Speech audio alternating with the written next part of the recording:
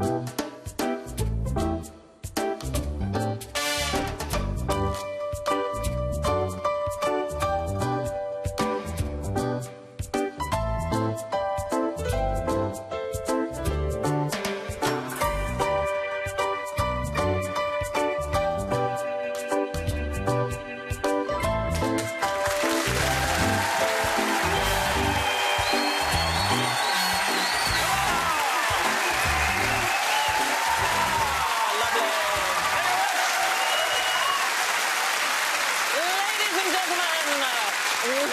to QI, where tonight we'll be strapping on our snowshoes, saddling up our elks and heading to the frozen north. Or as they say in Danish, nu skal vi afsted til det bedste land i verden, og det er selvfølgelig Danmark. Altså... I know.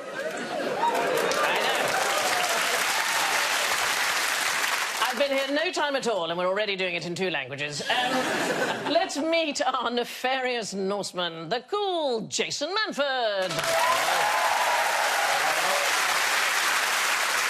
Chilled Lucy Beaumont.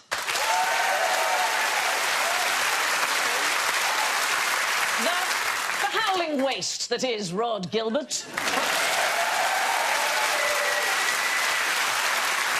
And an absolute zero, Alan Davis.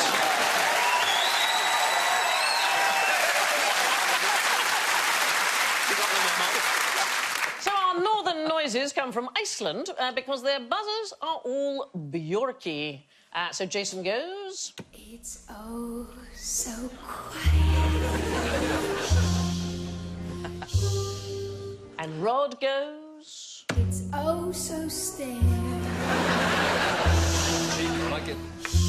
And Lucy goes... All alone. And Alan goes...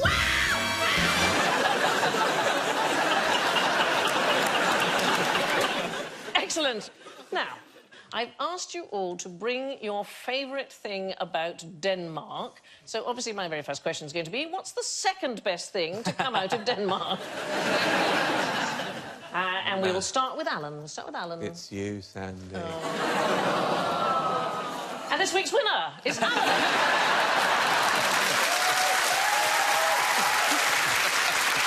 Come on, favourite thing from Denmark? Pastries. Which? Danish they're not ones. Danish pastries, they're not from Denmark. They're not from there.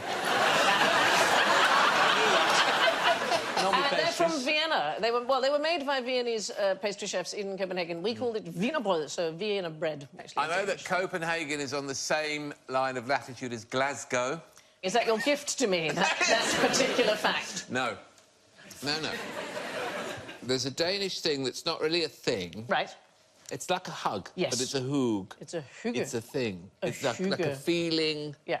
It doesn't translate. It's the most wonderful word, and what it means is to get together with your friends, usually in candlelight, and to feel really mellow and enjoy yourself, and in general, that involves alcohol. Yeah, that's right. Yeah, that's my gift to you. Thank you. Oh, that is lovely. We say that to our friends. We ring them up and say, come over, we'll hygge. And it just means bring beer. We'll have a nice time. Yeah.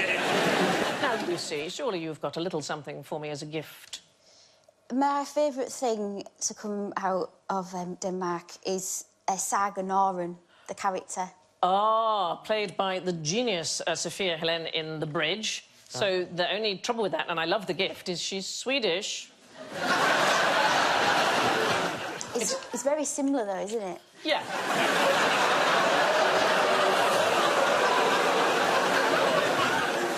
See, you're very particular about what's Danish and what doesn't really matter. Yeah, you know there was a murder on that bridge, don't you?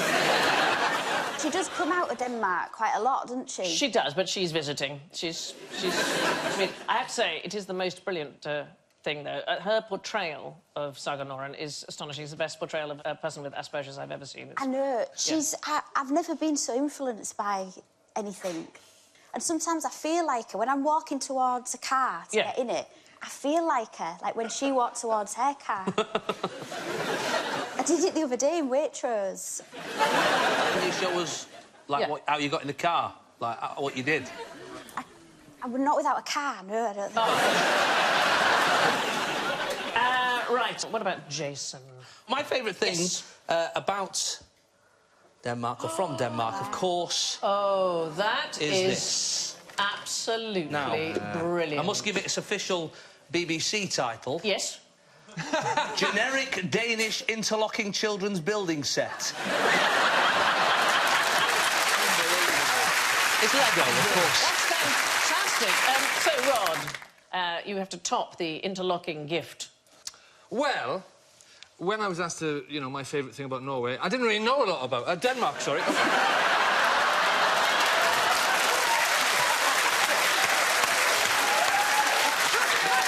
Does it matter? Come on! So what if I said, oh, those Welsh and the Scots, they're exactly the same? Well, as an Englishman, Exactly. I mean... You get lynched. I'm fine. There's no Danish people here apart from you.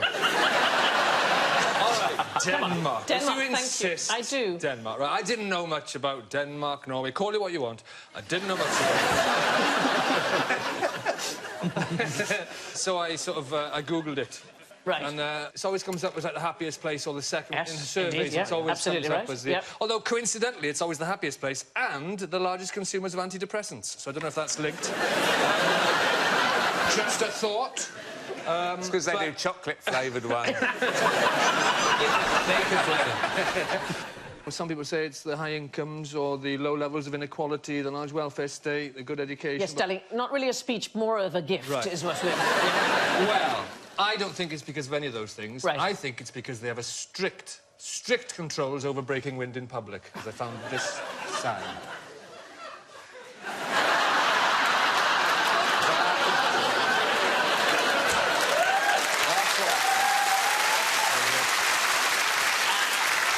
Since the smoking ban, I'm all for this kind of thing. Unfortunately, the word fart means speed, and so this is a speed restriction area. But also rather pleasingly, the word for timetable is fart plan. Oh, I've needed one of those for years. A proper fart plan. There. A daily fart Sorted. plan. Where you are, who you're with.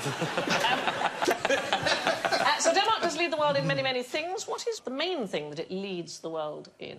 Fairy tales. Oh, that would be nice. Although they're quite miserable, actually. The real Hans Christian Andersen Yeah. stories are quite sort of Sawing the feet off. Yeah. There is an obsession with... I've noticed this with watching the kids' programmes, the Disney films and stuff. There is an obsession with dead parents. Yeah. And it comes from that Hans Christian Andersen. I don't know why it is, but one or both of them are either dead already or killed within the film at some point. OK, so heading for parenting, I'm going to try and get us to the Go on. answer. It isn't Hans Christian Andersen that we're looking for, the largest What was the export. question? I'm looking for what Denmark leads the world in. you see. Parenting. I saw a lovely Danish surfer on eBay. Is it? No. Surfers. Childbirth. Also, I thought you said surfer, so for a brief moment, I'm trying to think of a Dane surfing. Is it something to do with childbirth and It is. It's something exported from Denmark. Babies. It's to do with childbirth. Umbilical cords. Stem cells. The audience is going to start screaming in a minute. And the word they're going to start screaming is sperm. It is the world's largest... They are the world's largest exporter of human sperm, and certainly in the UK, due to a shortage of homegrown donors, and also because the laws mean you can't be anonymous in the UK, about a third of the total used by British fertility clinics is Viking sperm. Wow. Why have they got so much... Is it because it's dark, like 20 hours into 20... It doesn't get dark in Denmark like that, does it? How do you cope with having 1.5 hours daylight? It doesn't happen! It doesn't happen! Denmark's the same as Scotland, where you come from!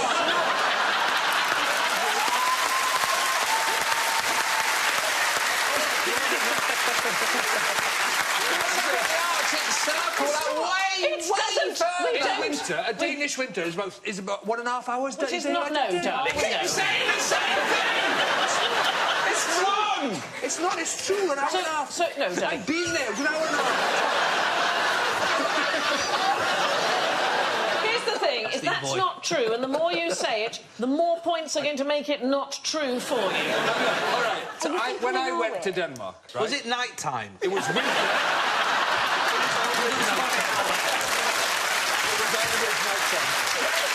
What's happened, Rod, is you've come home late, you've slept through the day. I did it as a teenager. You wake up at 5 in the afternoon. If you don't see the daylight, you're like a ghost. But for all It was dark for 20-odd hours per day in winter. But your inability to distinguish the Scandinavian countries means it's possible you were in Norway. It's possible. It is possible that I was in one of the other countries. But is it not true? It was about an hour and a half in winter. Stop saying it! It took me 9 years to grow tomatoes. There's no trees in China. There you are. It's exactly the same thing.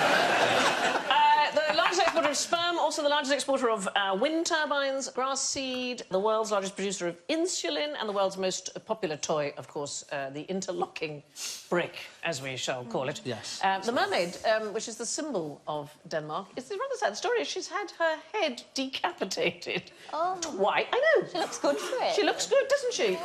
Twice somebody's cut her head off and swum off with it, because she's out, actually, in the harbour. Her arm has been cut off. Is it the same person each time? I don't know. Collecting a mermaid. There was once somebody swam out and put a dildo in her hand. What's wrong with I'm you? surprised it was in a time with only 90 minutes daylight. I know. It's a wonder they could see her, frankly. Anybody know what we use pretty much every single day in the modern world, which comes Fish? Also from Denmark? Oh. It's a modern thing that we use. What do you use every single day? Tin opener. A tin opener is the most modern device that... Electric tin opener. It's Bluetooth. Bluetooth comes from Denmark, and that is the symbol for Bluetooth, and it represents the runes of H and B, which is Harald Bluetooth, who was the king of Denmark, and he was the king who unified the Scandinavian countries. And when Bluetooth was invented, because it unified the way in which we communicate together, the symbol for Harald Bluetooth, the king of Denmark... Was he always talking to himself? Constantly. Like, it was relentless. Harold, are you talking to me? I'm on the phone, mate. I'm on the phone. Sorry, Harold. You mentioned Denmark, world happiest country in the latest happiness report, followed by Switzerland, Iceland, Norway and Finland. UK, 23rd, just behind Mexico and Singapore, those happy places. There's some fabulous world records that Denmark holds. The highest jump by a rabbit. 99.5 centimetres. This one I love. The fastest time to peel and eat 3 lemons. 28.5 seconds. Wow. That's fantastic, That is tough. I mean, the peeling by itself. The one I couldn't do is the fastest 100 metres wearing high heels. It says in brackets female. I don't know if there's a different one. The fastest 100 metres wearing high heels is 13.557 seconds. Wow. It was hotly contested. Wow, that's not that that's... far. Isn't it 100 metres in running trainers? About 10 seconds. Running trainers. Yes, it's not that... that's impressive. You say, Bo, do you have your running trainers, Mr. Bo? They do have separate trainers for different things, bro. You've forgotten your plimsolls, Mr. Bo. OK, enough about Denmark. I never thought I'd say that. What's moving towards Russia at 35 miles per year? Denmark. It must be. You're definitely going to win. Definitely you're going to win. Is it the London to Moscow megabus? Is it America? Is it America? No, but it is a sort of a thing. Oh, North Pole is ends. We're looking at ends. It is. We are looking at ends. It is. Which North Pole? The North one. Magnetic The South one. It is absolutely right. Alan is exactly right. It is the magnetic North Sandy, you're not Pole. going to give him a point on the back of my... that, are you? Do you know... How does that work? All I can say to you, Rod, whatever happens to the whole of the rest of the show, you're not going to win.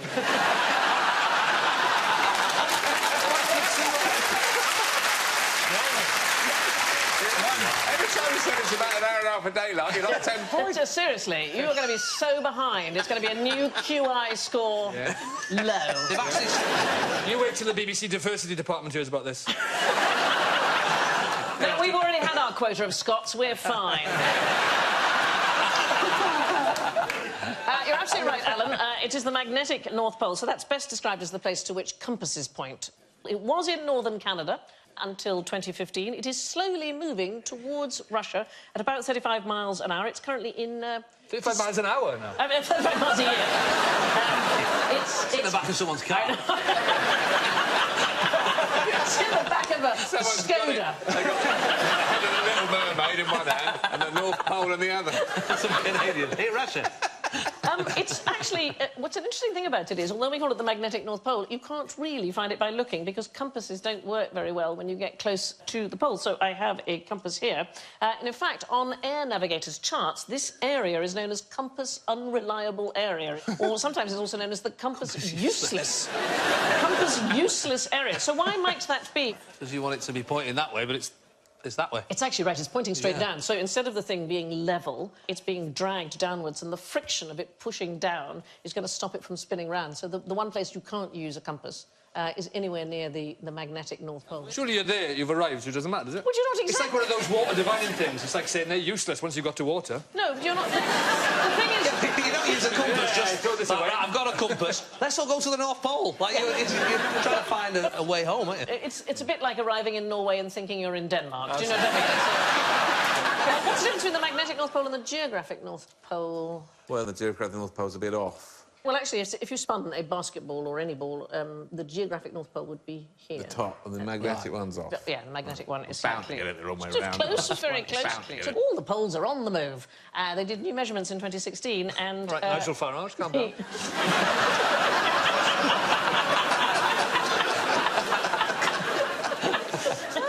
Story of UKIP hell. The geographic North Pole has been moving towards the British Isles, in fact, by 10 centimetres a year for the last 2 decades, and that's due to displacement of water. Ownership of the geographic North Pole is disputed, actually, between Russia and Canada and Denmark. And to strengthen their claim, I quite like this, Russia has used a submarine to plant an actual pole at what they consider to be the geographic North Pole. They did it in 2007. It's on the seabed. It's a titanium rod holding a Russian flag. But here's the fun bit. It's, of course, now in the wrong place.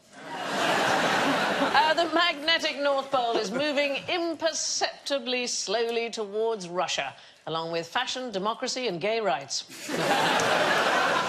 Do you know the one about the Dane and the Canadian arguing about a rock and a hard place? The Dane is Hamlet, and the Canadian's Celine Dion. Have they fallen out, have they? No, it's an actual place. Think about a Danish dependent territory. Greenland. Greenland. So... Close to Canada. Yep. So the Nares Strait is the bit that passes between the Danish dependent territory of Greenland and Canada's Ellesmere Island. And the border of the two countries passes down the centre of the strait and right through a barren rock called Hans Island, named after a great Inuit explorer called Hans Henrik. Hans Christian Island. It is. It should have been. But this is the... There it is. There's nothing... It's beautiful. It's gorgeous, isn't it? Yeah, it's really lovely, but it's the most civilised conflict in the world. What they do is they both agree, first of all, to inform each other if they're going to visit. It's quite nice.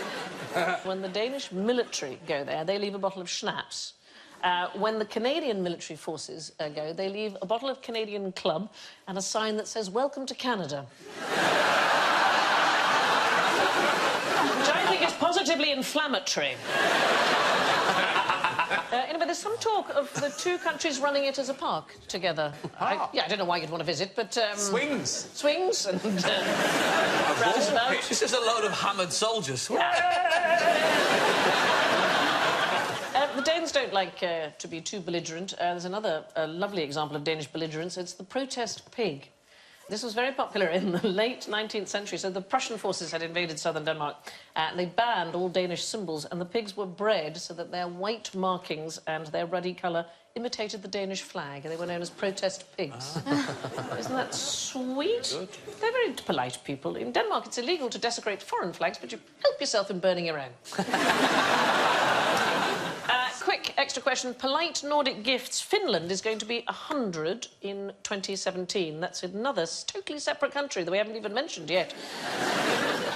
And Norway's going to give them a present. What are Norway thinking of giving Finland for their 100th birthday? Denmark.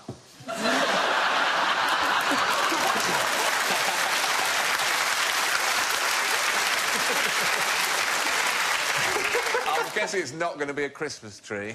No, it's a really big thing. It's a really big present. Warship. No, you were closer with the tree thing. You were closer with a natural forest? thing. Bigger than National that. Park? Is it something made out of ice? Well, there is ice involved, yes. An island. Bigger than that? I went to a vodka ice bar Did in you? Norway. It's amazing. That's fantastic, isn't it? Yeah. That is really good fun. Yeah, but you As don't- far as I remember. What's It's your not most... that, no. What tin do you open most frequently in terms of type of content? Tin? Yeah, because you said you Tin opener. use your tin opener every day. Yeah. Biffa peas. Biffa peas? Yeah. I've no idea what biffa peas are. OK. What is a biffa... I've no idea what biffa peas are. I think they're the big ones. aren't they? Marifat peas. Big fat peas. Oh, right, sort of swollen. Yeah. They're really nice with a Sunday dinner. Right. I'm going to go back to... What do you think Norway is going to get Finland for its... Norway is going to get Finland... Yes. Bjorky. Is it Marifat peas? Is it a large piece of land, a forest? It is. It is a massive piece of land. Here is the thing that Norway has that Finland doesn't really have. Norway has hundreds of very big mountains, and Finland doesn't. And this is the nicest gift. They're going to give them a mountain. Oh, wow. OK, this is the Halti range. It's on the border of the two countries. They're going to give them the Haldikotska Peak. It's only 4,366 feet high, but it doesn't even come into Norway's top 200 highest peaks. It will be Finland's highest mountain. But they'll have to come and visit it. They can't... You can't put it over It's on the there. border, so the border will just go...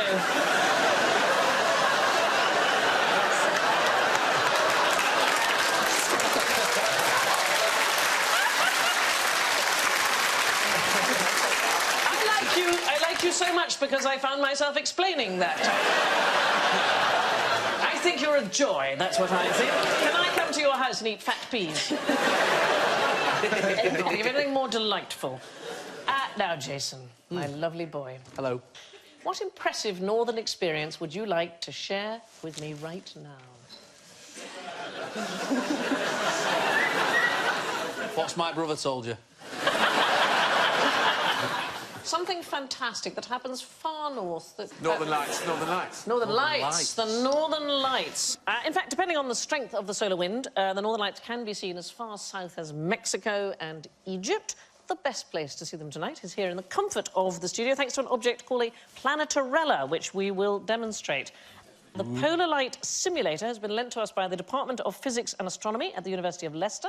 It was designed by Jean Lillenson from CNRS, the French Centre National de la Recherche Scientifique, and it is provided by Leicester's Dr. Gabrielle Proven, who's going to tell us about it. Gabrielle. So, Gabrielle, I'm just looking at the machine. The big object is supposed to be the sun, is that correct? Absolutely, yes. And the little one is the Earth? Yes, And yes. so why does it happen?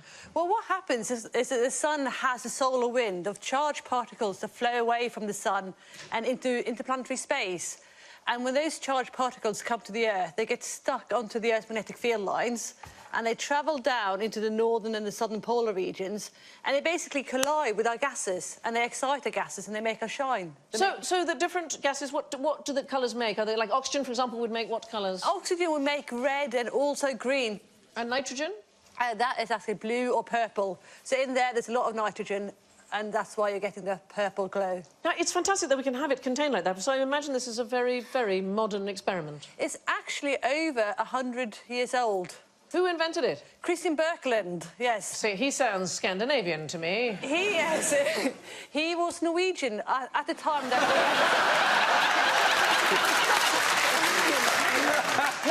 And where are you from, Gabrielle? I'm from Norway. All right. It's the full Scandinavian picture. Gabrielle Proven, thank you very much.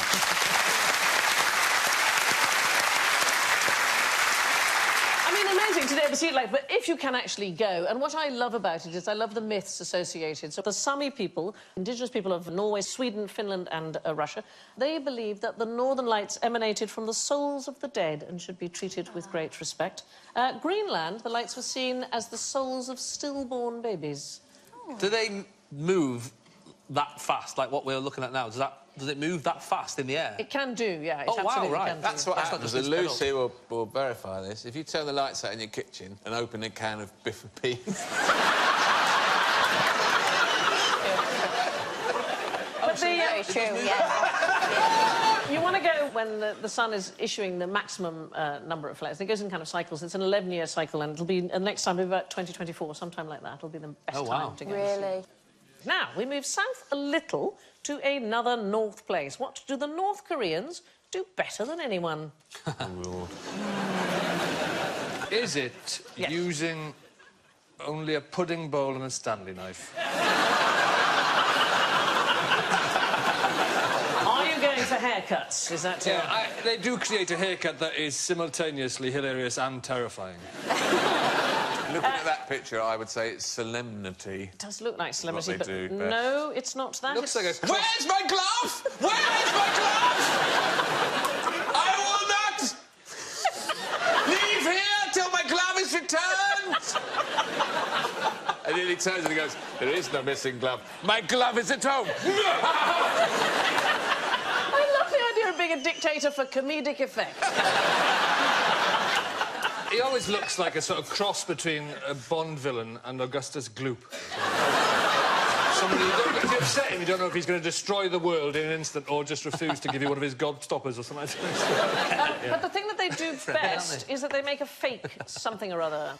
I imagine they make fake munitions to make it look like they've got more army than they have. Yeah. It is fake US dollars. They make them better than anybody. They're known as super dollars due to their superb quality. Some people say they're better than the originals.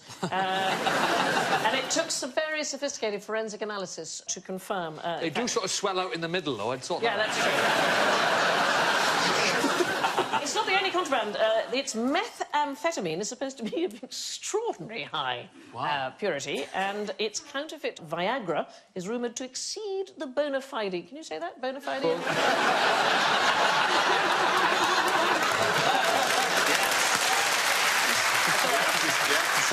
You have to say the bona fide product, its potency. And the other fantastically successful North Korean export is fantastic. I love this. It's giant statues of African dictators. They make them better than anybody. It's brilliant. It's the Mansudai Art Studio Gallery, and they've made statues for Angola, for Benin, Chad, the Democratic Republic of Congo, Equatorial Guinea, Ethiopia, Togo, and they seem to have a common theme of the leaders all hailing a taxi. That seems to be... They're all playing Where's My Glove? Yeah. I'm not leaving till the glove is returned. How big are they, Sandy? They're huge, massive thing. I went to a gift shop in Lanzarote and they sold stuff like this. Did they? Yeah. How big was the shop? Yeah. Everything you've just... It sounded like... And I think there was all sorts of dodgy stuff going on. Well, the counterfeit is a thing, and it always has been a thing in terms of money. But about 3% of the pound coins in the UK are, in fact, counterfeit. Yeah, every time I try to get a can of pop out of a machine. Is that what... Every time. Because you've got a system, haven't you? You've got to try and have, like, try to wet it before now. Sometimes I try and take the machine by surprise. Yes. Well, I don't even want one. How far do you work that back, then? Do you... Like You come around the corner of the street in dark glasses and how far do you... come around the back of the machine? When it comes to banknotes, it's very hard to identify a wrong 'un from a young 'un. I didn't write it. No, just say I did not write that. OK. From North Korea to North America, what can you see here? What do you think this is? America. Have you been to America? Yeah, Right, which parts have you been to? all over. Well, that doesn't narrow it down for me, but... That's New No, I York. think It is New York. It is New York. It's Niagara Falls without any water on it. You are absolutely right. That is exactly what it is.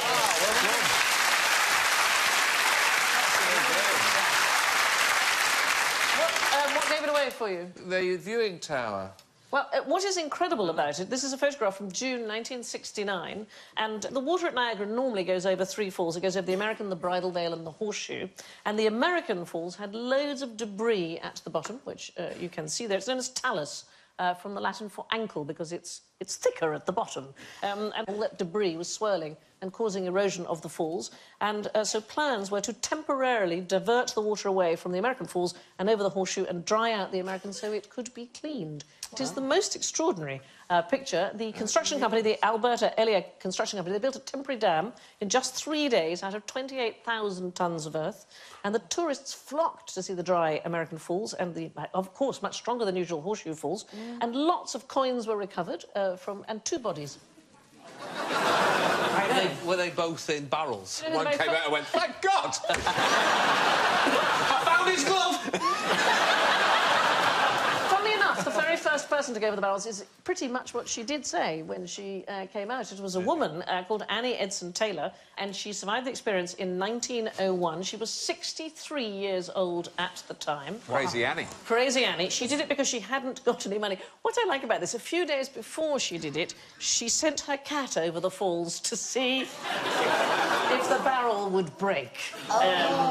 And after she came That out... makes sense, doesn't it? Wait, just check it out. After she came out, she said, if it was with my dying breath, I would caution anyone against attempting the feat. I would sooner walk up to the mouth of a cannon knowing it was going to blow me to pieces than make another trip over the falls. She absolutely hated it. Is that picture of her before or after she got in that barrel? That is after, when she survived, yeah. Right. I think before she So was she got looking... in like that and got out that, like with the hat still on and... Well, the cat wasn't necessary, really. I don't think the cat was going to affect the strength of the barrel. No, she hated that cat. It's an excuse to get rid of it.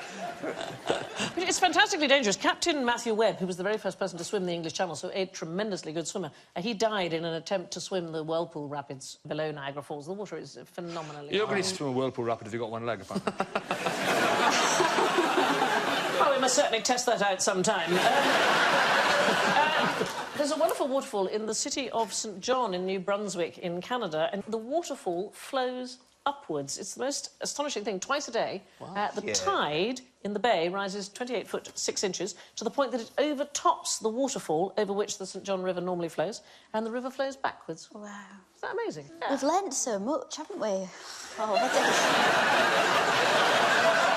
You've got to be careful, though. You've got to be careful with this show, what you take away from it, because you can hear people in pubs and they'll say, this happened, and you go, no, and they go, saw it on QI. Like, it's become that. But I was chatting to a friend of mine. I said, I was thinking about going to Venice.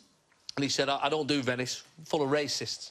What? It's a racist town. I said, how is it a racist town? He says, yeah. He says, all the gondoliers, they've got to be black. They have to be black. I said, I don't think that's true. He said, no, it's true, I saw it on QI. He said, honestly, I don't know how they've got past the EU with it, but every single one of them has to be black. I said, I don't think that's true. And about 3 days later, he rang me up, he went, I meant gondolas, the actual gondola. Make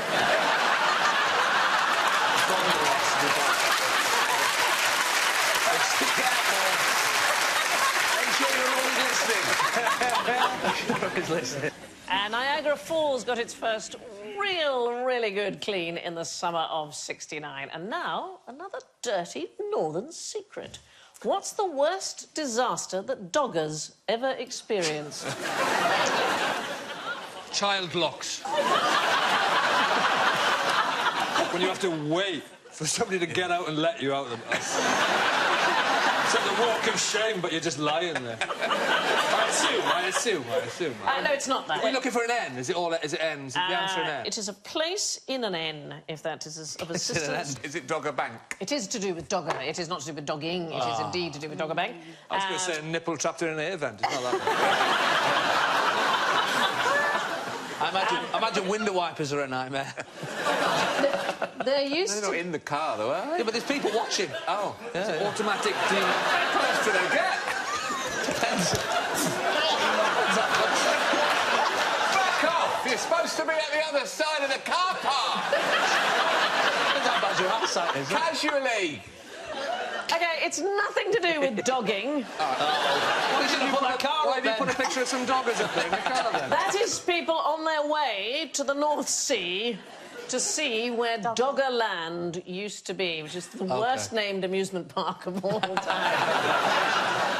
It was an area of land which attached Britain to mainland Europe between East Anglia and the Netherlands, and it was populated by prehistoric humans. It very slowly flooded by rising sea levels until eventually it was deluged by a tsunami triggered by a massive undersea landslide in Norway in 6000 BC. So it now lies under the North Sea. So hence Don't be offended, but you lost me a bit there. OK, so... It's attached to Britain, then there was a tsunami, an ice age, a volcano... 8,000 years ago... Oh, I'm with you, yeah. There was a bit of land... Yeah. And then there was a flood. Right. And now it's not there anymore. Tewkesbury. Clear? Was it clear? Yeah. Clear? You mentioned dogging. The actual dogging capital of Britain is a place called Elmbridge. It has 10 areas identified by the police as being places where strangers watch each other knowing each other. I'm trying to be polite. Compared with, for example, just 2 in the whole of Sussex. And Elmbridge is... I knew it'd be somewhere in the south, though. Well, it's a very wealthy part. Warmer, innit? It's often known as... often known as England's Beverly Hills. It's 130,000 residents pay £1.2 billion in income tax, which is more than Newcastle and Cardiff combined. Oh, my God. More than Starbucks and Google combined as well.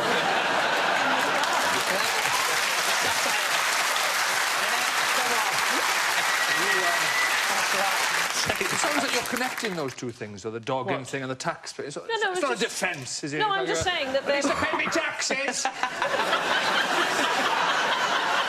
How much have you paid? I'm banging if I want. What I'm saying... They've probably got electric windows. Yeah. They've got the old keep fit windows, haven't they? If they had a doggerland for doggers... Yes. You know, and just make it more fun instead of sort of sinister. So, have rides you could have sex Like on. simulate, yeah. Make it, you know... I like that. Like a I think that's a Disneyland. very good idea. Difficult that Doggerland's underwater, because they'd have to get all that Scuba equipment on. Yeah. And then have a little flap on your wetsuit. Your dog's got to have a little mask on. Actually, in German, dogging just means exercising the dog, which is... I like that they're rather literal about it. But they've got a word for the other stuff, though, haven't they? You can imagine a German visiting Elmbridge would get a surprise. All this talk of the North brings us to the Arctic wastelands of general ignorance, so fingers on buzzers, please. Oh!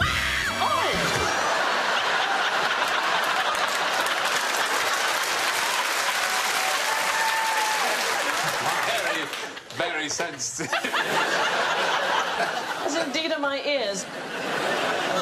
Now, we all know where this comes from, don't we? So quiet.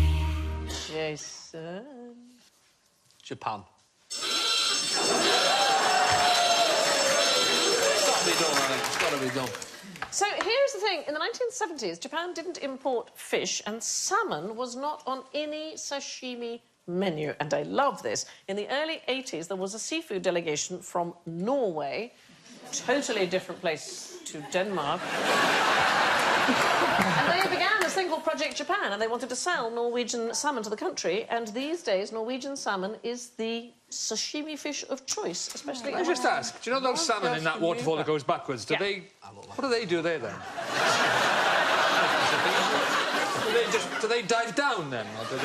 Or do they go up, but reverse up with a...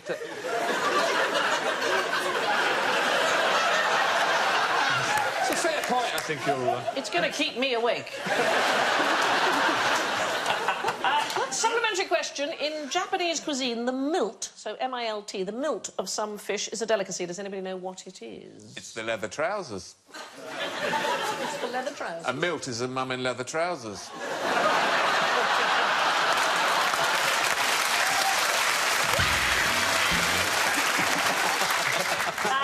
No. I think that's a Roger McGough. It's something in the trousers. Roger McGough. Something in the trousers? Something in the trousers, as it were. They don't wear trousers, but if they did, it would be in the trousers. If a fish wore trousers, this would be in a fish's trousers. It would be in a boy's fish's trousers. Someone just shouted at sperm again. It can't be sperm any time, you know. It is sperm. It is sperm. The correct name for fish sperm is milt. OK, well, mollusks have it too, and they spray it on the road. That's pretty much how it works. Japanese salmon sashimi actually comes from Norway. What's the one untrue thing that everyone in Norway believes about lemmings? That they're Danish. No, that they... that they throw themselves off things in a kind of, you know, anthropomorphised suicide leap. Is that good enough? It's not been a good show for you. No, in fact, the very first episode ever of QI, it was talked about the fact that lemmings do not commit suicide. No, but hang on, wasn't the question what was the one thing... So I was expecting to be... Yes, but it isn't the most common... That was a kind of double bluff. It was. It isn't the most common myth about them in Norway. No, the most common myth in Norway is that lemmings are really angry. They don't look it, and they get so stressed that they burst. Oh. Wow. And parents parents will tell children not to chase after lemmings in case they explode. It's just going to make it worse. I love that. I love a parent just lying to children. It's brilliant. The myth seems to come back because lemmings got very aggressive if approached, and they used to shriek and jump about. And there's an old saying in Norway, as angry as a lemming. Wow. That's like my dad used to tell us that black pudding lived in the garden. Be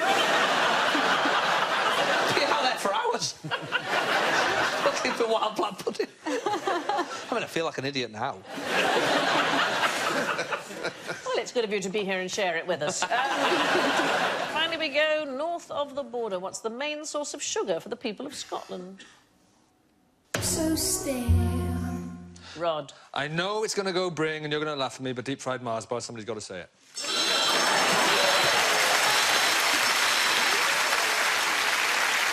The things I do. Is it edible bagpipes? Licorice bagpipes. They do look like they're made of licorice, don't they? Something surprising, Lucy, that you think, oh, I mean, sperm has been the running theme, hasn't it?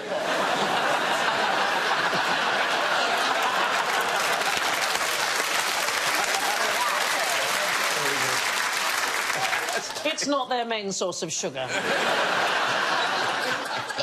In Scotland? In Scotland, yes. In the whole of Scotland. Other places, maybe sperm is the very thing. It is fruit. Oh. Unexpectedly, they did a study in 2015, and they found that the single biggest source of sugar in the Scottish diet is fruit, 12.3%. I mean, not saying that the Scottish diet is all that healthy, because soft drinks came second. And confectionery third, then biscuits, then cakes. Intriguingly, 65% of the Scottish population are either overweight or obese. Well, you'd know, Rod. Scotland's sugar hit of choice is a healthy portion of fruit, deep-fried. All of which healthy eating brings us to the fruity matter of the scores, and let's have a look. Oh, boy. Starting with the winner, I'm going to tell you that the winner with 12 points is Alan! Oh.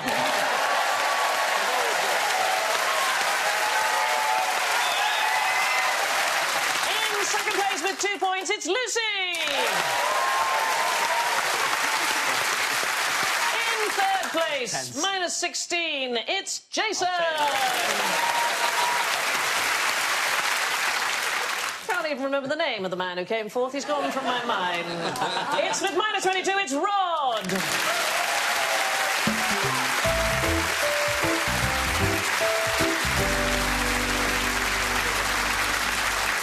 Well, that's all from Lucy, Rod, Jason, Alan and me. I've enjoyed our time in the North, and I leave you with this from the Danish mathematician Pete Hein. It's in the glove area, this one. Losing one glove is certainly painful, but nothing compared to the pain of losing one, throwing away the other, and finding the first one again. Good night.